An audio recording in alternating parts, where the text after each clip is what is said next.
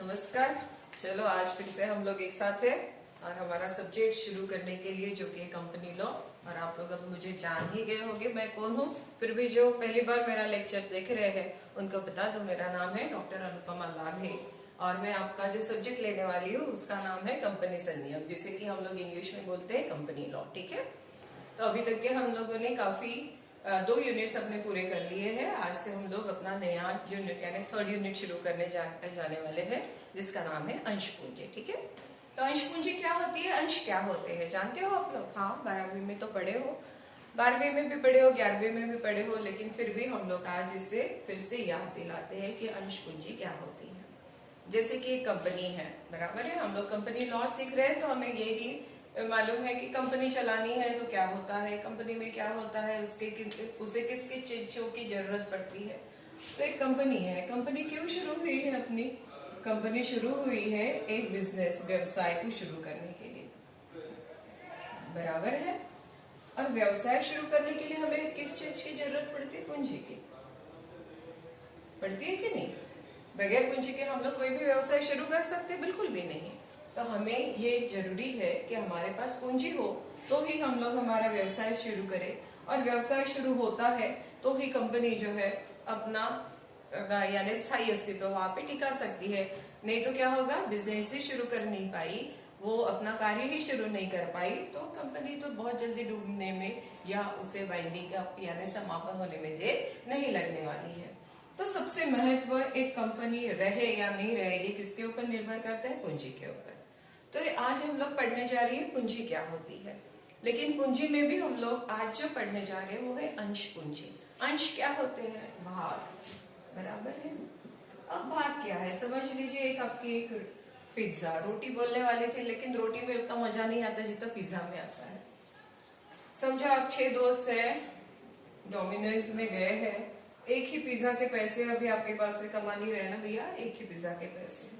अब 6 लोग हैं तो हमें इससे कितने इसमें कट करना पड़ेगा? ये 2 3 4 हो गया, 2 3 4 5 और 6 हिस्सों में बांटा है। अब ये जो बांटा हुआ ये है, इसे क्या कहते हैं? भाग। और ये आपको मिलने वाला क्या है? वो पिज्जा का अंश। समझ में आया? एक पिज्जा, 6 लोग गए हैं और 6 लोगों के पास इतने पैसा नहीं है, 200 रुपए का समझ लीजिए एक पिज्जा है, सस्ते वाला पिज्जा लिया है। अब 6 लोगों के पास इतने पैसे नहीं है कि एक पिज्जा खुद खरीद सके, इसलिए 6 लोगों ने उसे कंट्रीब्यूट किया है और एक पिज्जा को परचेस किया है। अब सबने कंट्रीब्यूट किया है तो अकेला खाएगा कि भैया? नहीं, इसलिए क्या है, उसको आपने कितने हिस्सों में बांटा है? 6 हिस्सों में बांटा है, और आप अपना अपना अंश, अपना अपना भाग लेकर उसे खा रहे हैं।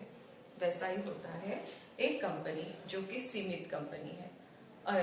कौन सी कंपनी? हमारी पब्लिक लिमिटेड कंपनी है, और जिसका दायित्व कैसे? सीमित है, असीमित नहीं है। सीमित दायित्व वाली कंपनी, उसमें जो पूंजी है वो अंशधारियों के द्वारा ली जाती है। और फिर वैसे ही समझ लीजिए, अभी हम लोगों ने इसे पिज्जा बोला था, अभी हम लोग इसे बोलते हैं कि वो एक कंपनी की पूंजी, बराबर है।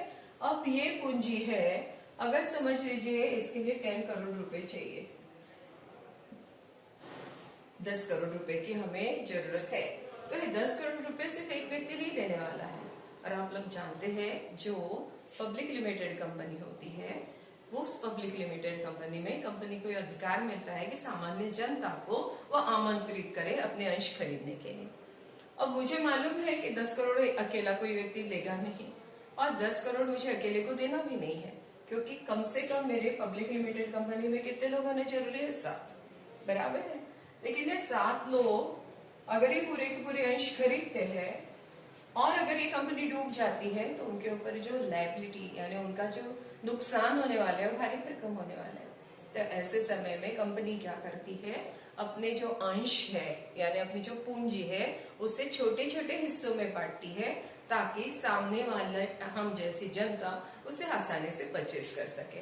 तो हो सकता है वो 1 रुपए में भी बांटे, वो 10 में भी बांटे, वो 100 में भी बांटे, वो 50 में भी बांटे, कैसे भी वो सामान्य जनता जिसे इजीली बहुत ही आसानी से खरीद सके, ऐसे वो अपने अंश पूंजी को बांटती है। और इसे जब बांटा जाता है तो जो बांटा हुआ हिस्सा है उसे अंश कहते हैं और पूरे इसको कहा जाता है अंश पूंजी। समझ में आया अंश पूंजी क्या होती है? तो इस तरह से जो अंश पूंजी है हम लोग क्या करने वाले हैं कि ये अंश पूंजी किस तरह से हम इसे विभाजित कर सकते हैं। ठीक है, एक कंपनी की ये क्या होगी? पूरी अंश पूंजी, लेकिन उसे और विभाजित किया जाता है, उसे क्लासिफाई किया जाता है। वो क्लासिफिकेशन कैसे होता है वो हम लोग देखेंगे यहाँ पे। तो थोड़ा ये वाला बाकी का जो है हिस्सा वो उसे हम लोग थोड़ा मिटा देते हैं, तो मुझे ये समझाने में आपको और आसानी जाएगी। ठीक है, चलिए, एक आपको मालूम है कि मेमोरेंडम ऑफ एसोसिएशन यानी पार्षद सीमा नियम, पार्षद सीमा नियम में आपको अंश पूंजी क्या है ये बताना जरूरी है। अगर आपको कंपनी के लिए समामेलन का पत्र चाहिए, प्रमाण पत्र चाहिए, समामेलन और समापन, समामेलन यानी इनकॉर्पोरेशन और समापन यानी winding up of a company. ठीक है, तो ये जो है जब हमें समामेलन का प्रमाण पत्र चाहिए तो हमें पार्षद सीमा नियम में आपकी कंपनी की अंश पूंजी क्या होगी ये बताना जरूरी होता है। और वो जो अंश पूंजी है उसी के ऊपर आपकी कंपनी का पंजीयन होता है, इसलिए उस अंश पूंजी को या तो पंजीकृत या तो अधिकृत पूंजी कहा जाता है। समझ लीजिए, जैसे कि मैंने अभी आपको यहाँ पे बताया था, हमने जो एग्जांपल लिया था कि 10 करोड़ रुपए, एक 10 करोड़ रुपए जो है वो एक कंपनी की अंश पूंजी है।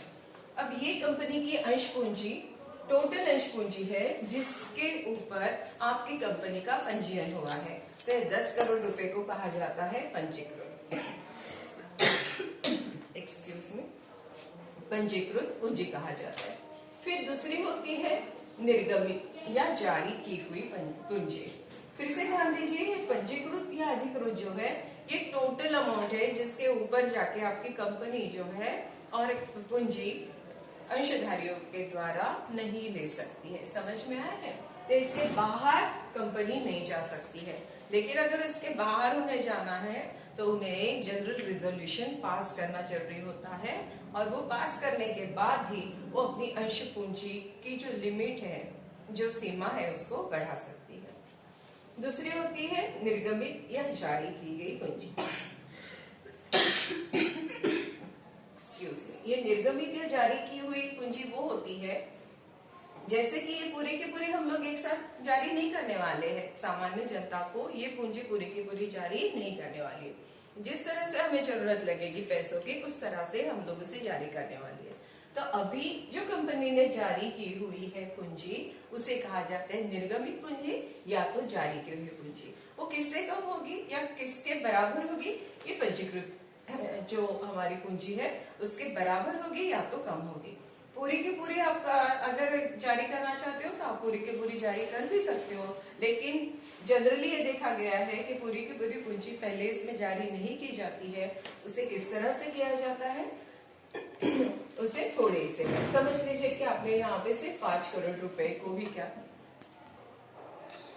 तो जो हमारी अंश पूंजी है पंजीकृत अंश पूंजी या अधिकृत अंश पूंजी, उसे हम लोग क्या करते हैं कि ये जो है वो उसके बराबर रहती है या तो उससे कैसी है, कम रहती है। निर्गमित अंश या जारी की हुई पूंजी। निर्गमित पूंजी वो होती है जितनी कंपनी को अभी पैसों की जरूरत है उतने वो सामान्य जनता को, पब्लिक को ऑफर देते हैं। जो पब्लिक को ऑफर दी जाती है कंपनी के द्वारा अंश पूंजी के लिए उसे कहा जाता है निर्गमित या जारी की हुई।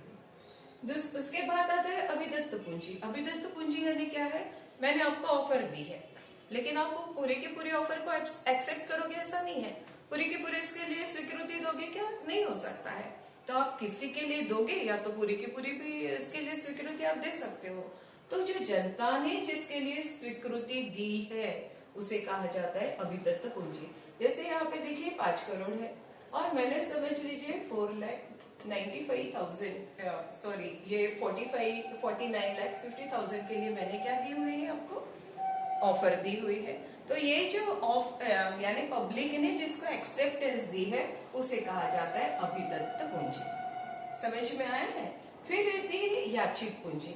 ये अभिदत्त पूंजी जब 90% यानी इसके कम से कम कितनी होनी चाहिए, 90% होनी चाहिए।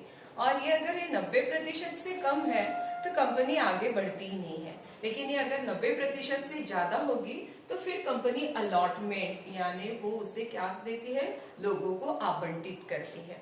फिर जैसे आवंटन हो जाता है अंशों का अंशधारियों को, तो फिर उसके बाद में कंपनी उनसे पैसों की मांग करती है। कौन से पैसों की मांग करती है, जो शेयर्स की वैल्यू है उसके ऊपर मांग करती है। समझ लीजिए कि आपका 10 रुपए का शेयर है, आपको जब आपने ये अभिदत्त पूंजी जो है यानी सब्सक्राइब किया है तो आपने 2 रुपए दिए हुए हैं। अभी बैलेंस कितना बचा है आपका, 8 रुपए।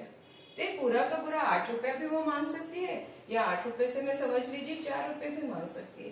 तो ये जो मांगी हुई पूंजी है उसे कहा जाता है याचित पूंजी। ये किसके द्वारा याचित की जाती है, कंपनी के द्वारा। और किसे याचित की गई रहती है, जिनको शेयर्स का आवंटन हुआ है। समझ में आया है। तो ये जो है ये हो गई आपकी याचित पूंजी। और फिर प्रदत्त पूंजी हो सकता है कि जैसे ये 4 रुपए मांगे हुए हैं कंपनी की तरफ से, लेकिन कई शेयर होल्डर्स है जो अब पे नहीं कर सकते, बराबर है, कोई करेंगे और कोई नहीं करेंगे। तो जितनी अमाउंट ये शेयर होल्डर्स के द्वारा दी जाती है उसे कहा जाता है प्रदत्त पूंजी। समझ में आया। तो समझ लीजिए कि ये जो पूंजी है उसमें से अभी भी समझ लीजिए 40,000 रुपए है जो नहीं आए हुए हैं। इसे हम लोग कॉल्स इन एरियर्स कहते हैं। इंग्लिश में हम लोग क्या बोलते हैं, इसे कॉल्स इन एरियर्स, यानी जो हमें पैसा मिला हुआ नहीं है। तो ये जो अमाउंट है इसमें से हम लोग क्या करते हैं, 40,000 को माइनस कर देते हैं और बची हुई पूंजी को हम लोग कहते हैं प्रदत्त पूंजी। फिर बाद में आती है आपकी अदत्त पूंजी। ये अदत्त पूंजी क्या रहती है, अदत्त पूंजी वो रहती है कि जो अभी तक के आपके द्वारा मांगी गई हुई नहीं है। यहाँ पे अदत्त पूंजी कौन सी होगी, 4 रुपए। 8 रुपए बैलेंस से 4 रुपए की मांग हुई है, अभी कितने रुपए मांगना बाकी है, 4 रुपए। फिर इसे कहा जाता है अदत्त पूंजी। समझा है। फिर आखिरी आती है आरक्षित या संचित पूंजी। वो पंजीकृत पूंजी का वो भाग रहता है जो कंपनी ने समापन के वक्त मांगने के लिए आरक्षित रखा हुआ है, at the time of winding up of the company. यानी जो आरक्षित अमाउंट है वो सिर्फ जब कंपनी बंद पड़ने की दशा में है तभी मांगी जाएगी, तब ऐसी पूंजी को कहा जाता है आरक्षित या संचित पूंजी। ये पूंजी किसी भी तरह से कंपनी इसके अगेंस्ट में कोई भी चार्ज क्रिएट नहीं करती है, किसी भी तरह से कंपनी इसका उपयोग नहीं करती है। इसका उपयोग सिर्फ और सिर्फ जब कंपनी समापन के इसमें जाती है तभी इस पूंजी को मांगा जाता है, इसे समापन के लिए आरक्षित किया जाता है। इसीलिए ऐसी पूंजी को क्या कहा जाता है, आरक्षित पूंजी। तो ये क्या हो गए, ये हम लोगों ने क्लासिफाई किया है। किसको क्लासिफाई किया है हमने, अंश पूंजी को। अब हम लोग देखते हैं अंश पूंजी के प्रकार क्या है। अंश पूंजी के 2 प्रकार है, सामान्य पूंजी और पूर्वाधिकार अंश पूंजी। सामान्य पूंजी को ही हम लोग कहते हैं इक्विटी शेयर्स और पूर्वाधिकार अंश को कहते हैं हम लोग प्रेफरेंस शेयर्स। अब इसे सामान्य पूंजी और इसे पूर्वाधिकार क्यों कहा जाता है इसके बारे में हम लोग पहले देखते हैं। तो अगर हमें कोई पूछता है कि ये बताइए कि ये सामान्य पूंजी है या पूर्वाधिकार पूंजी है, तो हमें वो बताना आना चाहिए। फिर हम लोग ये किस तरह से बता सकते हैं, हम लोग देखेंगे कि उसकी विशेषता क्या है, वो पूंजी की विशेषता क्या है। अब विशेषता में सबसे पहले बात आती है आपके डिविडेंड की, लाभांश। क्या होता है, लाभांश। अगर प्रॉफिट होता है यानी अगर नफा होता है तो ही इन्हें सामान्य जो अंश पूंजी है उससे लाभांश मिलता है।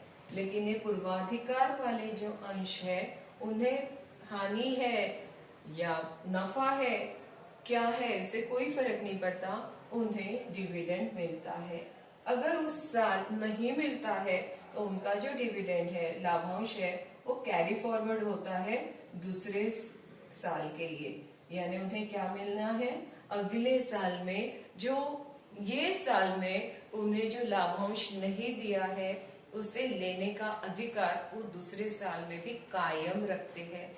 लेकिन अगर यहाँ पे कंपनी ने कोई डिविडेंड डिक्लेयर नहीं किया तो सामान्य जो अंशधारी है उन्हें कोई भी नफा, अगले साल कंपनी ने कितना भी नफा कमाया तो भी पिछले साल का डिविडेंड इन्हें प्राप्त नहीं होता है। इनका उसी साल में जो लाभांश लेने का हक है या अधिकार है वो खो जाता है। समझ में? इन्हें एक फिक्स रेट से मिलता है। क्या है? एक रेट जो है वो फिक्स किया जाता है प्रेफरेंस शेयर होल्डर्स के लिए या पूर्वाधिकार अंशधारियों के लिए। लेकिन इनके लिए कैसा रहता है? फ्लक्चुएटिंग, बदलते हुए रहता है। बदलता कैसा है? कंपनी को कम नफा हुआ तो इनको रेट ऑफ जो डिविडेंड रहेगा वो कैसा रहेगा? कम। इनको समझ लीजिए 12% बोला है तो कंपनी को कितना भी प्रॉफिट हो, कितना भी नफा हो, तो भी इन्हें 12% से ज्यादा मिलने वाला नहीं है। लेकिन इनका क्या होता है? इन्हें हो सकता है 100% भी मिलता है, 100% से ज्यादा भी इन्हें क्या मिलता है? लाभांश जो है वो प्राप्त होता है। समझ में आ रहा है? तो ये जो है, जितना नफा कंपनी को ज्यादा उतना इनको क्या मिलने वाले? लाभांश ज्यादा। लेकिन इनका कैसा है? कंपनी को नुकसान भी हो या लाभ भी हो तो भी इनका जो रेट ऑफ डिविडेंड है वो बदलता नहीं है। ये जो लोग हैं उन्हें वोटिंग पावर्स मिलते हैं, वोट करने का अधिकार इनको दिया गया है। कौन वोट दे सकते हैं? सामान्य अंशधारी। लेकिन ऐसा अधिकार इनको दिया हुआ नहीं है। क्यों नहीं है? क्योंकि उन्हें कोई भी ना तो डायरेक्टर चुनने का अधिकार दिया है, ना तो किसी को अपॉइंट करने का, जैसे कि ना तो ये ऑडिटर को अपॉइंट कर सकते हैं, ना तो संचालक को अपॉइंट कर सकते हैं। ये अधिकार पूर्वाधिकार अंशधारियों को नहीं दिया है। इसीलिए जब एक जनरल मीटिंग होती है तब इनको वोटिंग पावर्स नहीं दिए जाते हैं, जबकि ये सामान्य अंशधारी है उनको वोटिंग पावर्स मिलते हैं। दूसरा, ये मैनेजमेंट में पार्टिसिपेट कर सकते हैं, लेकिन ये पार्टिसिपेट नहीं करते हैं। ठीक है? ये जनरली जो रहते हैं इनका इंटरेस्ट जो है, इंटरेस्ट यानी कंपनी में इंटरेस्ट कैसा रहता है? ज्यादा रहता है। और इनका कंपनी से इंटरेस्ट जो है वो कम रहता है। इंटरेस्ट कम रहता है यानी क्या है? जब आप मैनेजमेंट यानी आप जब डायरेक्टर को भी अपॉइंट कर सकते हैं तो आप क्या चाहते हैं कि मेरे पास ज्यादा अंश हो। ज्यादा अंश हो गए तो आपके पास क्या आता है? ज्यादा वोटिंग पावर्स आते हैं, जो कि हम लोग कल देखने वाले हैं। भिन्न भिन्न अधिकारों के साथ दो प्रकार के सामान्य पूंजी होती है, एक मताधिकार सहित और दूसरी होती है भिन्न भिन्न अधिकारों के साथ। लेकिन इस प्रकार की कोई सुविधा पूर्वाधिकार अंश पूंजीधारियों को नहीं मिलती है। समझ में आया है? इसलिए इनका पार्टिसिपेशन जो रहता है मैनेजमेंट में वो ज्यादा रहता है और इनका बहुत ही कम रहता है। इनकी पॉलिसी को, इनसे रिलेटेड कुछ चेंजेस अगर कंपनी करती है तो ही इनको वोटिंग का यानी मतदान का अधिकार होता है। लेकिन इनको कंपनी को कंपल्सरीली एक एनुअल जनरल मीटिंग साल में लेना जरूरी है और उसमें इनको बुलाना ये कंपनी के लिए जरूरी होता है। ये जो सामान्य अंश है वो स्टॉक मार्केट में क्या होते हैं? ट्रेड होते हैं। लेकिन ये पूर्वाधिकार अंश है वो स्टॉक मार्केट में ट्रेड नहीं होते हैं। ये सिर्फ प्राइमरी मार्केट में ट्रेड होते हैं। ये प्राइमरी और सेकेंडरी मार्केट दोनों मार्केट में इनका क्या किया जाता है? ट्रेडिंग किया जाता है। तो अगर ये हमें चीज दिखती है तो हम लोग इससे समझ सकते हैं, बहुत आसानी से समझ सकते हैं कि ये सामान्य अंश है या पूर्वाधिकार अंश है। ठीक है? आज के लिए इतना काफी है। कल हम लोग देखेंगे सामान्य पूंजी के मताधिकार से क्या होता है और भिन्न भिन्न अधिकारों के साथ क्या होता है। चलो, धन्यवाद।